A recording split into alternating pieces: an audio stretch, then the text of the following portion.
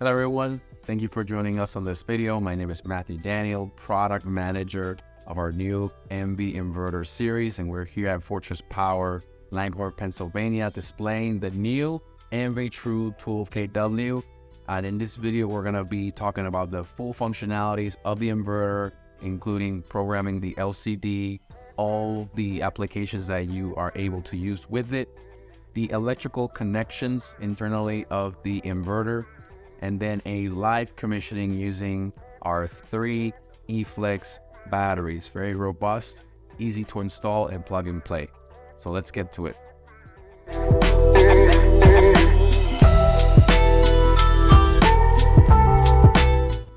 Okay, so now I'm going to show you the electrical connection.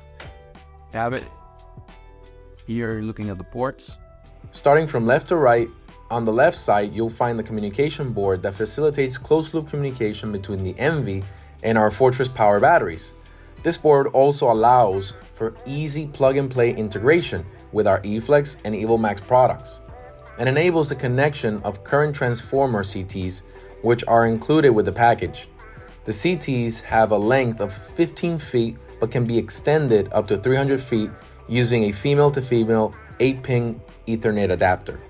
Moving on, we have the paralleling ports, which come in handy when installing multiple inverters, as well as a USB port that allows for easy updates of the inverter's LCD screen for added functionalities in the future. If the inverter is connected to the internet, updates can be done remotely. Below that, you'll find the generator 2 wire starter ports, which automatically initiate the generator once the battery state of charge is met.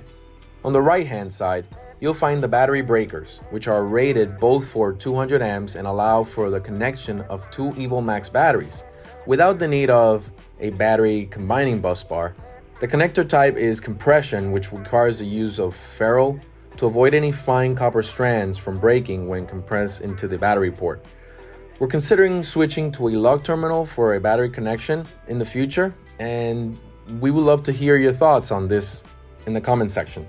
The continuous current output of the inverter is 250 amps, and therefore, if you're using a single EvoMax battery, you can combine both positive and negative terminals to a double wire, double barrel mechanical lug rated up to 2-watt cable, and then attach it onto the EvoMax battery terminals.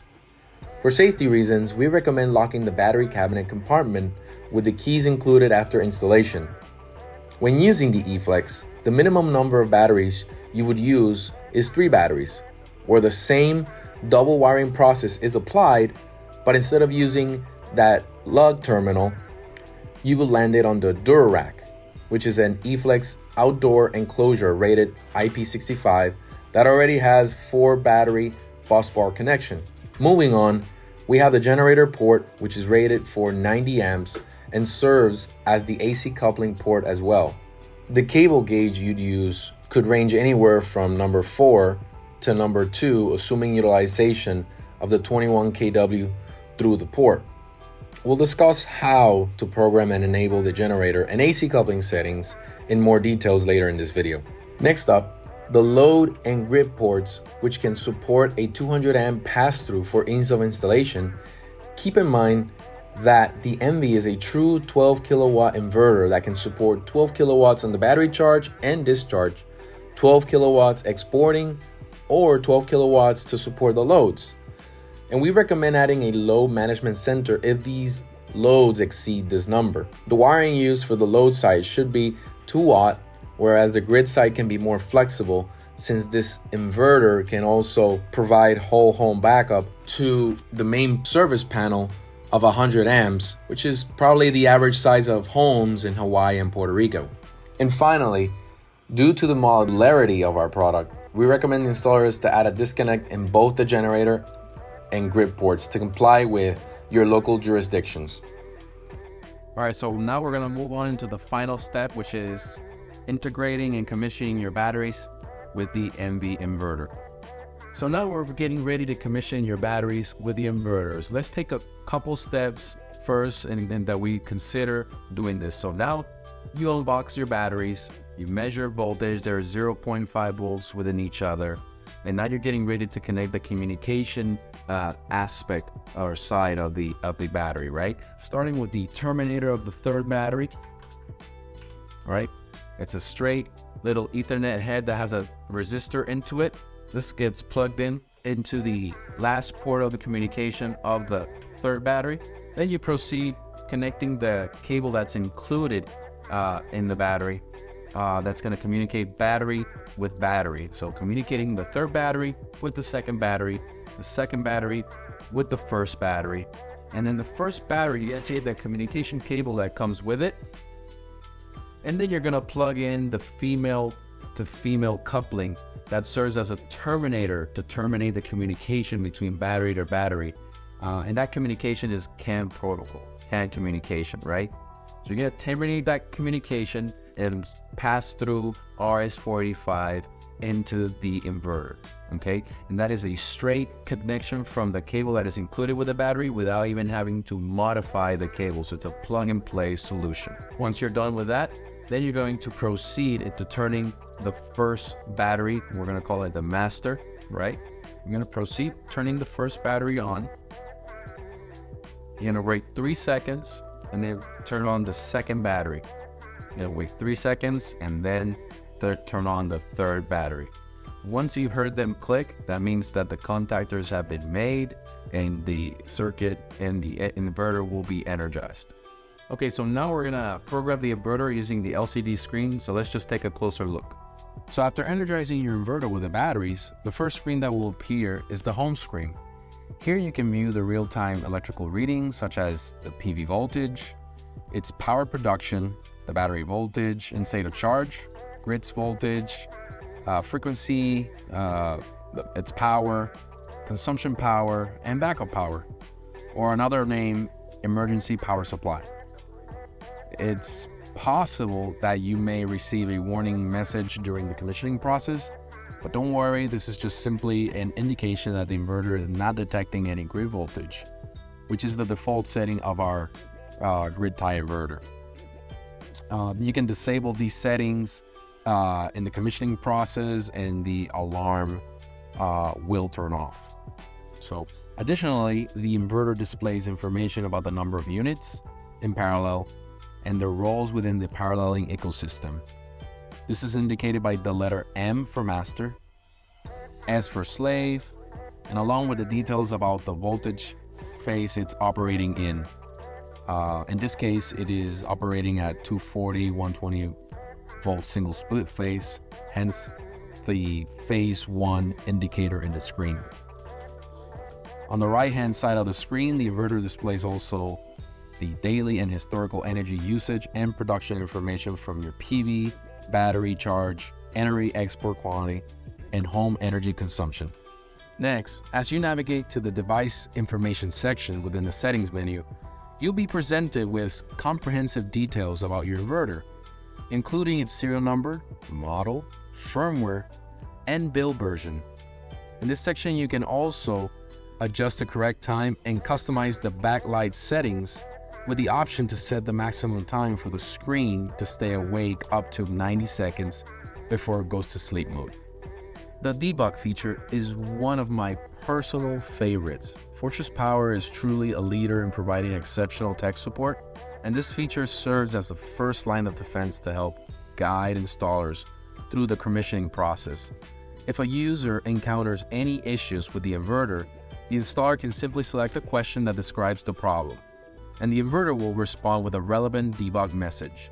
For instance, suppose the user asks, why isn't the battery discharging? In that case, the inverter will generate a possible explanation such as, there is enough solar power available to power all the EPS loads without discharging the battery.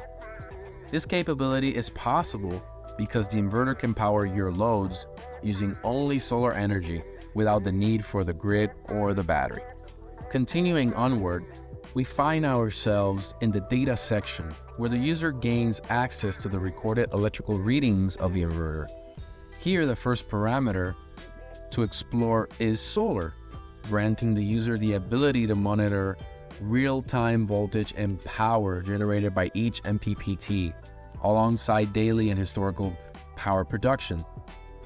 Moving on to the next section, we come across the battery readings, and undoubtedly one of the most crucial aspects, as it enables the installer to verify if the batteries were commissioned correctly. This area serves to capture all internal battery parameters such as battery voltage, SOC, charge and discharge current, average cell voltage, and most importantly, the maximum charge and discharge current limit when in closed loop. Essentially, this particular parameter provides the installer with crucial information on the number of batteries connected in parallel. For instance, in the case of our eFlex 5.4 kilowatt batteries, the recommended charge for each is 50 amps.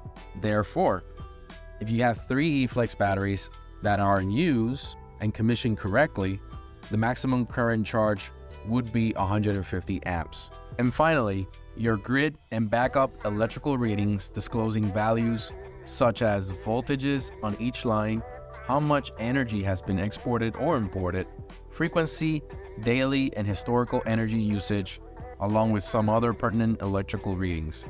And lastly, your alarms and fault indicators will detect any potential issues such as improperly installed electrical connections, over voltage on the PV side, frequency out of range, and much more. These settings are stored locally in the inverter's historical events section and can also be accessed on your web portal if you're connected to the internet. Now, let's turn our attention to the programming settings of the inverter. It is important to know that before adjusting any parameters, the system should be put in standby mode, and the grid and load breakers should be turned off. In grid-tied applications, when enabling standby mode, the system will still run an AC pass-through, which is an incredible feature, considering that it will not disrupt any power to the loads.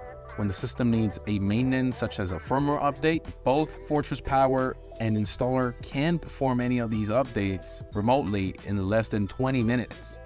We can also perform on off-grid applications, with the difference that the user will lose power momentarily when the inverter restarts after the firmware has been completed.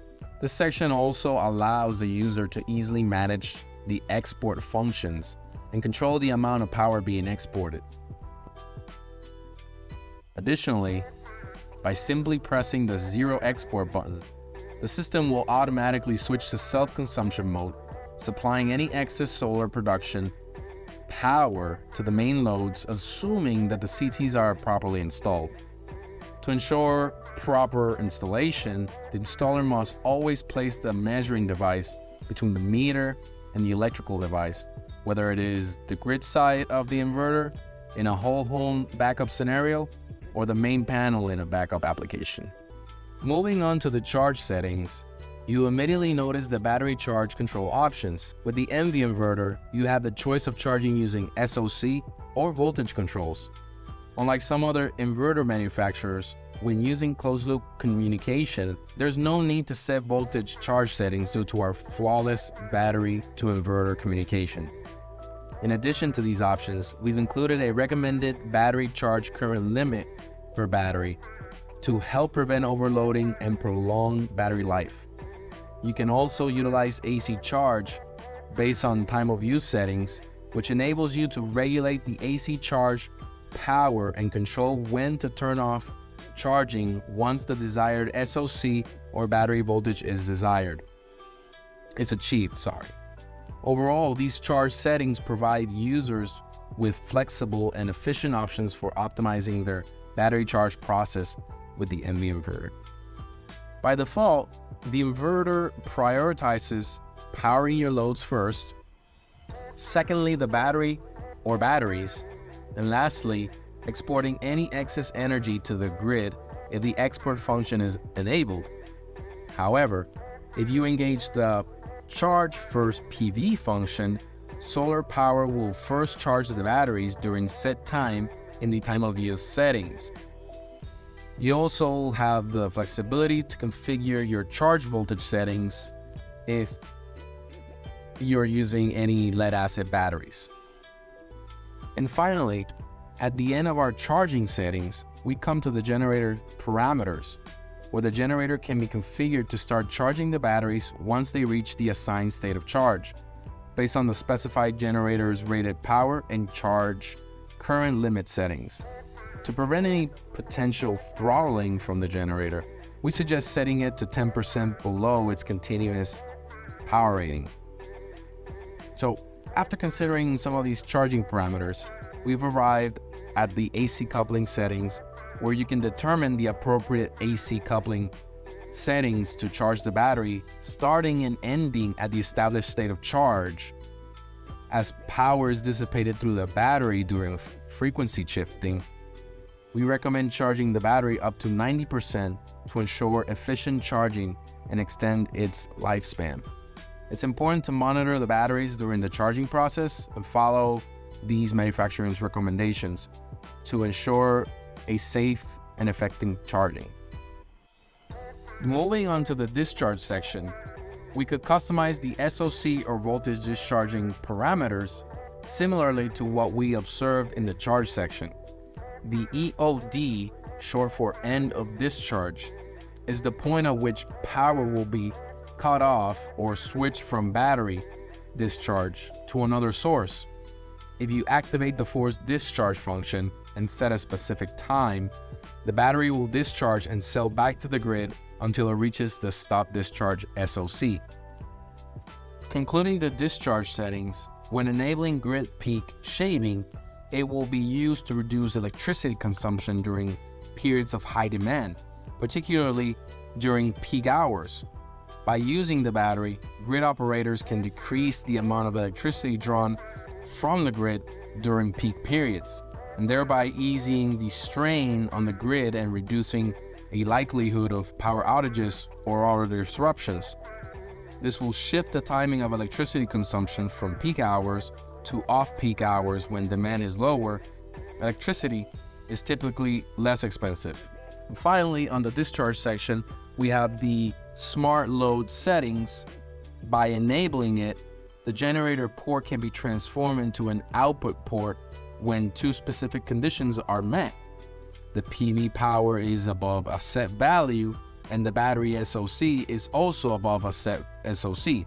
It's important to note that while the generator port is rated for 90 amps, it cannot be used to connect a generator when this function is enabled. The smart load function can be incredibly useful in a variety of situations. For example, it can be used to power a pool pump or even to charge an electrical vehicle. By taking advantage of the excess solar power and battery storage, the smart load function can help to make energy use more efficient and sustainable. And finally, we arrived at the advanced section where we can configure the inverter's multiple application abilities. When setting the PV input, what we're really doing is selecting how many MPPTs we want to use. For the 8K and 10K models, there's a maximum of 2 MPPTs available, meaning that we can install 2 strings of the same size by allocating them individually into the PV input ports. On the other hand, the 12K model has 3 MPPTs available. In the first MPPT, we can input 2 equal size strings, while MPPT 2 and 3 are capable of handling 1 string each. It is important to keep in mind that the installer should connect the strings directly to the PV input ports rather than joining them in a PV combiner box, as these, MPPTs work independently. The maximum input PV voltage on all inverter models is 600 volts, with the maximum recommended being 550 volts.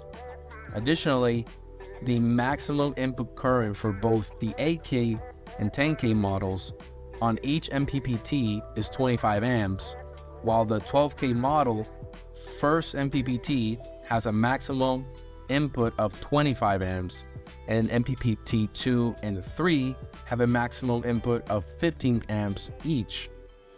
To set up the CTs that come with the package, select the CT option and set the meter type to 0-1 phase, and the default CT ratio will be 1 to 3000. So moving forward, enabling the off-grid output and seamless switch functions can be incredibly useful in the event of a grid outage. With these features enabled, the battery will support the loads within 20 milliseconds of the outage occurring. In addition, we can also enable the AC coupling functionalities and adhere to the parameters outlined in the charge section. Make sure to enable the rapid shutdown disable feature if you're only using AC coupling. Another feature is the charge last function, which allows the inverter to charge the batteries with the excess power after loads and export power have been fulfilled. Additionally, the CT direction reversed function can save the installer a trip back to the site if the CT direction was installed incorrectly. The EPS output without a battery is a cool feature that allows the inverter to power all the loads with just solar power without the need of a battery or grid connection. However, it is important to note that if consumption exceeds the solar production, the inverter will enter into fault mode. Nevertheless, this feature is incredibly useful if you have lead-acid batteries, for instance, and are without a grid connection. The inverter is even capable of jump-starting the drain batteries, making it an incredible versatile tool for any off-grid energy system. Another function is the microgrid function.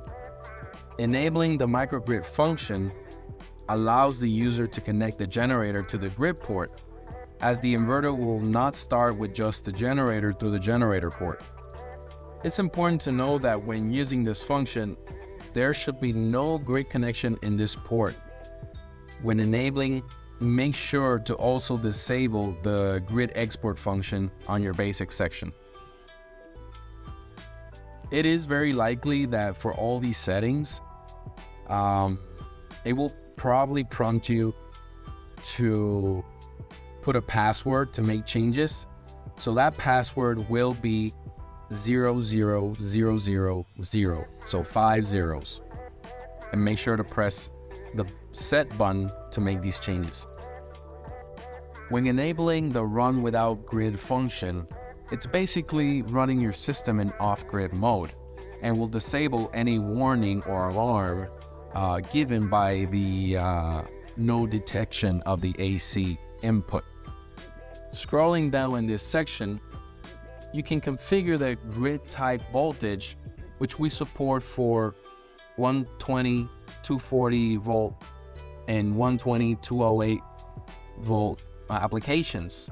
We also support 60 and 50 Hz frequencies and have already pre-configured the inverter with the necessary grid regulation parameters for UL 1741, IEEE 1547, HECO for Hawaii, US Rule 21, and Luma for Puerto Rico.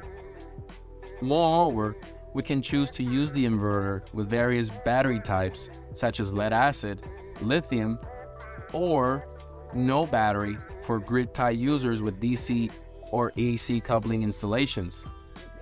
To initiate a closed loop with our Fortress Power batteries, simply select the lithium on the battery type and lithium 0 on lithium brand, following the set button. The capacity needs to be set only when in open loop applications. To complete this integration process, go ahead and make sure to confirm communication by going to the battery data section as discussed earlier. You can also check out our short and detailed integration guide at the MV product section at www.fortresspower.com in order to assist you with your installation. And lastly, we've reached the last step of programming your inverter, which involves configuring the parallel setup and assigning master-slave roles to each inverter. We currently support paralleling up to 6 inverters by establishing the inverter-to-inverter communication using the cables provided. The installer would have to provide an additional 8-pin to 8-pin Ethernet cable to go from master inverter to the last slave inverter. The master inverter is the one that communicates directly with the battery and must always be designated as such. And like our Evo Max battery-to-battery communication, enable the terminator deep switches in the 1 position on the master and the last inverter to terminate communications between all the inverters. If you're working with a 3-phase system and have correctly installed the electrical connections, you can select the auto detect phase option and the inverter will automatically assign the correct phase to each unit. Thank you for joining us on this video and choosing us as an all-in-one solution for your solar installations. Now, if you need any assistance, please go ahead and call our tech support number at 877-497-6937. And for Spanish speakers, please call us at 215-710-8960. If you'd like to schedule a assistance for commissioning, please go ahead and fill out a support ticket at www.fortresspower.com/support. We'll be gladly able to assist you. Thank you so much for joining in this video and see you on the next one.